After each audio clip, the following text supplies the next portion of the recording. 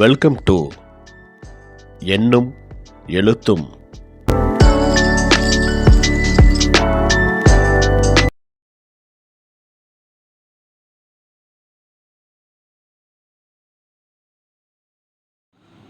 அனைவருக்கும் வணக்கம். 5ஆம் வகுப்பு தமிழ் பாடம் முதல் பருவம் பொறுமைக்கு கிடைத்த பரிசு துணைப்பாடம் இயல் 2.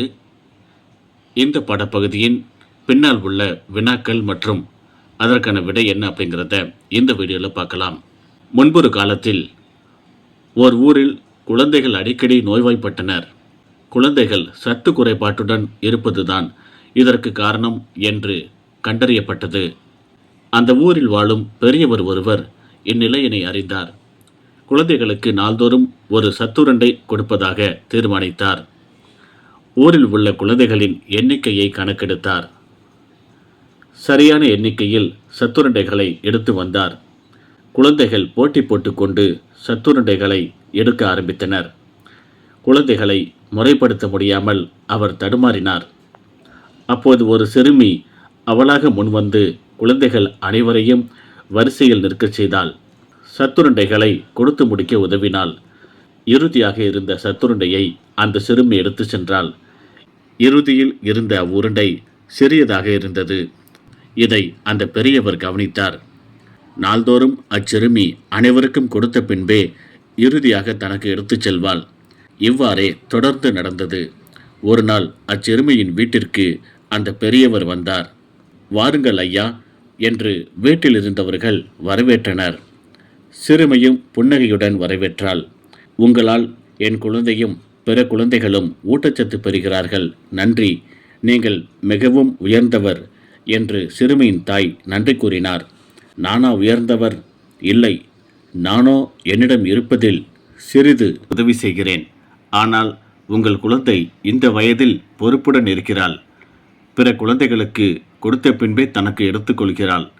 அவளல்லவோ உயர்ந்தவள். அவளை பாராட்டவே நான் இங்கு வந்தேன் என்றார். சிறுமிக்கும் குடும்பத்தினருக்கும் ஒரே மகிழ்ச்சி. உன்னுடைய பெயர் அன்பரசியாமே, இதோ உனக்கு ஏற்றாற்போல் ஒரு அன்பு பரிசு என்று தன் பையிலிருந்த படக்கதை புத்தகத்தை சிறுமிக்கு பரிசாக அளித்தார் பெரியவர். அன்பரசிக்கு மிகுந்த மகிழ்ச்சி. படக்கதையை படிப்பதில் பேரார்வம் உண்டு அவளுக்கு. இனி என்ன, அதோ அவள் படக்கதையை படிக்க தொடங்கிவிட்டாள். கீழே மதிப்பீடு இங்கே பாருங்கள், வினாக்கள் கொடுத்துருக்காங்க. 2 வினாக்கள் கொடுத்துருக்காங்க. முதல் கேள்வி, குழந்தைகளுக்கு பெரியவர் செய்த உதவி யாது? இந்த கேள்விக்கான பதில் முதல் பக்கத்தில் இருக்குது.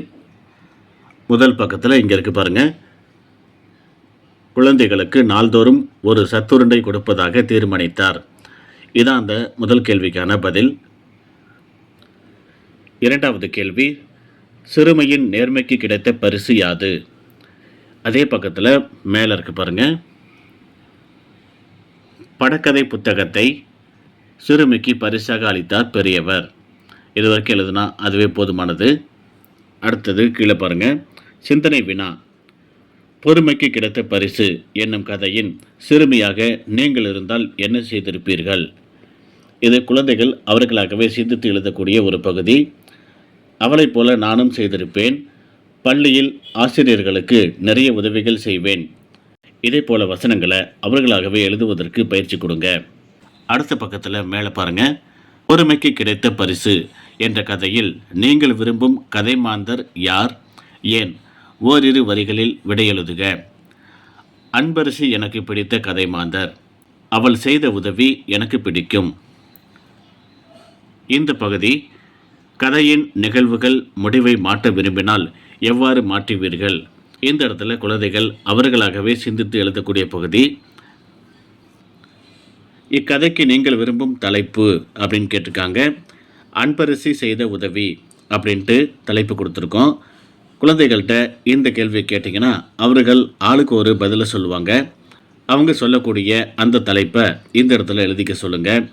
கீழே பாருங்கள், கையெழுத்து பயிற்சிக்கு அப்படின்ட்டு ஒரு லைன் போட்டு கொடுத்துருக்காங்க, ஒரு பாக்ஸு. கதையிலிருந்து ஏதேனும் 2 தொடர்களை பார்த்து உரிய இடைவெளி விட்டு நிறுத்தற்குறிகளுடன் தெளிவாக எழுதுக அப்படின்னு கேட்டிருக்காங்க. ஏற்கனவே பார்த்த அந்த கதை பகுதியிலிருந்து ஏதாவது 2 லைனை பார்த்து அப்படியே எழுத சொல்லுங்கள். நிறுத்தற்குறிகள், முற்றுப்புள்ளி இதெல்லாம் கரெக்டாக வைக்க சொல்லுங்கள். அதுக்காக தான் இந்த பயிற்சி கொடுத்துருக்காங்க.